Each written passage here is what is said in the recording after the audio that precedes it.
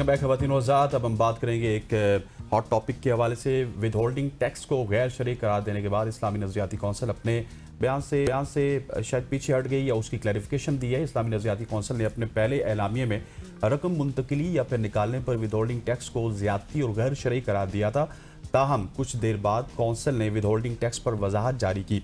Council ने तस्हीनामे के उन्वान वजाहत जारी किया, जिसमें कहा गया कि आज के इजलास के हवाले से ये तासुर सामने आया कि कौंसिल ने विद होल्डिंग टैक्स के बारे में हतमी राय कायम कर ली है। हकीकतन चंद अराकीन ने इस पर इब्तदाई बहस की और जिसमें अराकीन की आरा मुख्तलिफ थी। वजाहत में कहा गया कि अराकीन ने इस पर अगले इजलास में माहिरीन से मुशावरत करने का कहा गया और चुनाचे फैसला हुआ है कि कौंसिल के आइंदा इजलास में इस पर सैर हासिल गुफ्तगू होगी और मुतल्लिका माहिरीन से राय ली जाएगी और ज़ेर बहस मसले पर कौंसिल का कोई फैसला नहीं हुआ। इसी मामले पर बात करने के लिए हमें ज्वाइन कर चुके हैं अल्लामा गराइमी साहब। आप चेयरमैन इस्लामी नज़रियाती काउंसिल हैं sir. Thank you so much for your time sir. सबसे पहले जिस तरह से हसनैन ने अपने इब्तिदा में बात की कि पहले एक प्रेस रिलीज जारी होती है जिसमें वाज़े तौर पर ये कहा जाता है, लिखा जाता है कि विद होल्डिंग टैक्स एक ज़्यादती है, उसको गैर शरई करार दे दिया गया। उसके बाद ये रिस्पॉन्ड आता है आपकी प्रेस रिलीज के बाद कि इस मामले को कोर्ट में लेकर जाया जाएगा। फिर आपका तस्हीनामा सामने आ जाता है। सर एकदम से इस तरह का शिफ्ट क्यों? हम चाहते हैं कि आप इसको एक्सप्लेन करें। बिस्मिल्लाहिर्रहमानिर्रहीम। बहुत शुक्रिया जनाब हसनैन साहब और गज़ल साहिबा। देखिए बड़ा अहम मामला है टैक्स के मामलात के हवाले से विद होल्डिंग टैक्स का, और कौंसिल के एजेंडे के ऊपर ये सबसे आखिरी एजेंडा आइटम था, 9वां एजेंडा आइटम जिसके ऊपर हमें बात करना थी। और कौंसिल के इजलास का अख्ताम भी था। जब इसके ऊपर बात शुरू हुई और उलमा ने और अरकान ने इसके ऊपर बात की और अपनी अपनी राय का इजहार किया, तो एक वाज़ेह तकसीम मौजूद थी। कुछ उलमा इसको गैर शरई करार दे रहे थे और कुछ उलमा का कहना था कि इसके ऊपर हमें माहिरीन से मशावरत और मज़ीद तहक़ीक़ की ज़रूरत है। और दरीं असरा कौंसिल के अरकान की तवज्जो दिलाई गई कि कौंसिल जो है वो इसका वक्त अब ख़त्म हो रहा है और लंच सर्व किया जा रहा है, तो कुछ हमारे मेंबरान की तवज्जो उस तरफ होगी जिसकी वजह से हतमी तौर पे इसके ऊपर फ़ैसला नहीं हो पाया। हाँ, जिस वक़्त अरकान अपनी अपनी आरा का इजहार कर रहे थे, तो पहले जिन अरकान ने अपनी आरा का इजहार किया उनकी तरफ से यह बात कही गई थी कि ये गैर शरई करार दिया जाए, और नोटिंग लेने वाले अमले ने इसे इसी तरीके से नोट किया। लेकिन जब इसके बारे में फ़ैसला किया गया कि इसको हम नेक्स्ट सेशन के अंदर दोबारा लेकर आएंगे और इसके ऊपर माहिरीन से मशावरत करेंगे, जो नोटिंग लेने वाला अमला उसे नोट नहीं कर पाया। और यही वजह है कि जिस वक़्त इसकी प्रेस रिलीज़ जारी कर दी गई तो वो नोटिंग लेने वाले अमले की तरफ से जारी की गई।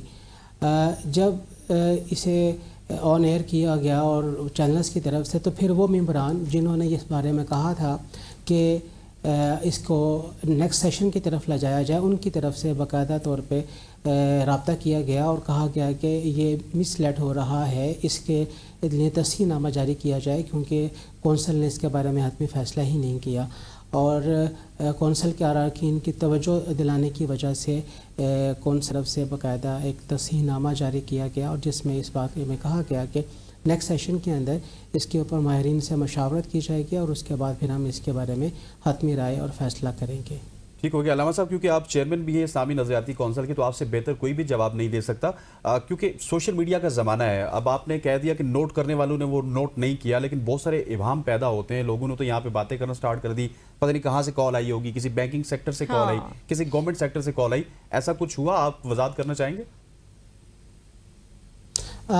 हाँ बिल्कुल, कॉल आई है हमारे मेंबरान की तरफ से। मुफ्ती इंतखाब नूरी साहब जो कि हमारे फाजिल मेंबर हैं, अल्लामा ताहिर अशरफी साहब, और मैं ख़ुद जब हम कौंसिल के इस इजलास के अंदर इसके बारे में डिस्कस कर रहे थे, तो हम तीनों मेंबरान की राय यही थी कि इसके ऊपर हमें मज़ीद मुशावरत की तरफ लेके जाने की ज़रूरत है। लेकिन ये नोटिंग लेने वाले की तरफ से सहवन हुआ और बरवक़्त जिसकी निशानदही की गई और बरवक़्त निशानदही करने की बिना के ऊपर इसकी तस्हीनामे की तरफ हमें जाना पड़ा। صحیح. اچھا علامہ صاحب، اگر ایک بات ٹیکسیشن کے حوالے سے میں کروں تو یہ ہمارا بگ سورس آف ریونیو بھی ہے. ہم نے دیکھا ہے کہ بہت سارے ملٹیپل بالکل ایسا ہے جی ملٹیپل ٹیکسز ہیں، جی ایس ٹی ہے، انکم ہے، ود ہولڈنگ ہے. تو کیا آپ ہمیں اکارڈنگ ٹو اسلامک پرنسپلز یہ چیز واضح کر سکتے ہیں تاکہ ہماری بھی رہنمائی ہو سکے کہ کون سے ٹیکسز جائز ہیں اور کون سے نہیں؟ دیکھیے حدیث مبارکہ میں ٹیکس کے حوالے سے بڑے واضح انداز میں احکامات موجود ہیں. حضرت عمر فاروق رضی اللہ تعالی عنہ کے حوالے سے ایک باقاعدہ واقعہ کا ذکر ہمیں ملتا ہے حدیثی کتابوں میں کہ جب آپ کو یہ بتایا گیا کہ جب بھی ہمارا مال ملک سے باہر دوسرے ممالک میں جاتا ہے تو ایکسپورٹ ڈیوٹی لگائی جاتی ہے، جس کی وجہ سے ہمارا مال مہنگا بکتا ہے. تو پھر آپ نے یہ فرمایا کہ جو مال بھی ہمارے ملک میں دوسرے ممالک کی طرف سے آئے گا ہم اس کے اوپر امپورٹ ڈیوٹی عائد کریں گے. اور آپ حضرت عمر فاروق رضی اللہ تعالی عنہ نے 10% امپورٹ ڈیوٹی عائد کی ہے. اسلامی ایک مملکت کے اندر جو بنیادی طور پہ انکم کے ریسورسز ہیں اس میں سب سے پہلے زکوٰۃ اور اس کے بعد عشر آتا ہے اور اس کے بعد مال غنیمت آتا ہے. ظاہر بات ہے آج کل تو مال غنیمت کا تصور اس طرح ہے ہی نہیں جس طرح ماضی قدیم کے حکومتوں کے اندر یہ ایک باقاعدہ ریسورس ہوا کرتا تھا. ہاں زکوٰۃ اور عشر کی اماؤنٹ اتنی اکٹھی نہیں ہو پاتی ہے کہ وہ حکومتی اخراجات کو پورا کر سکے. لامحالہ طور پہ پھر ہمیں ٹیکسز کی طرف جانا پڑتا ہے اور ٹیکسز کے حوالے سے انڈائریکٹ ٹیکسز بھی ہیں اور ڈائریکٹ ٹیکسز بھی ہیں. ہمیشہ اس بات کو ملحوظ خاطر رکھنے کی کوشش کی جاتی ہے کہ جس کی آمدنی جتنی زیادہ ہے اس کی پرپورشن کے حساب سے ہی اس کے اوپر ٹیکس عائد کیا جائے اور ایٹ لیسٹ جو ایک پریویلیج طبقہ ہے جو کہ غربت کی لائن سے نچلا والا طبقہ ہے اس کے اوپر ٹیکسز کم سے کم ہونا چاہیے.